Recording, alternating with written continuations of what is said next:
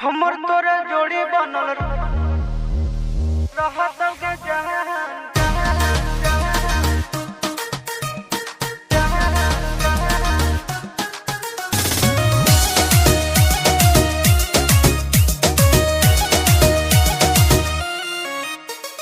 सावन का महीना है, मस्ती में जीना है, 4 चिलम गांजा रोज सुबह शाम पीना है।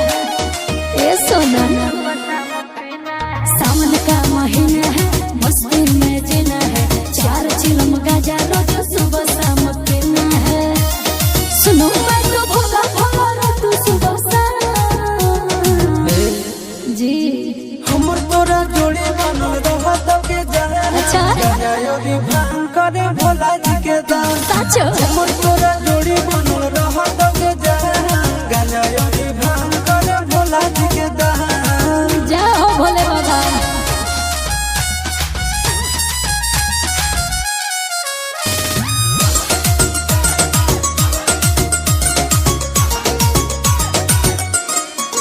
बाबू सोना रे सोनो ना रे जाऊंगी देव घर सूट के रुआ कलर की दो ना रे।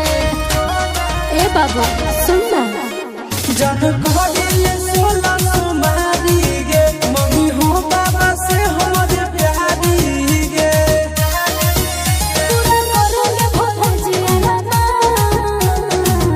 बालक धैर्य रखो। हमर तोरा जोड़ी बनल रहत के जहान गंगायोरी भांग करे भोला जी के दान हमर तोरा जोड़ी बनल रहत के जहान गंगायोरी भांग करे भोला जी के दान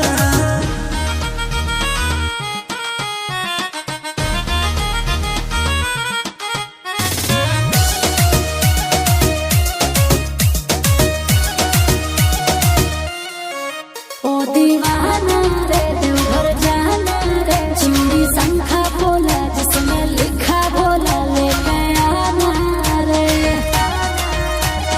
ए बाबू घर ले बैया जे हम गाड़ी गे साचो दी बाबा के दुआरी गे जय हो चिंटू आशीष बाबा के धरो ध्यान। हमर तोरा जोड़ी बनल रहत के जहान गंगायोरी भांग करे भोला जी के दान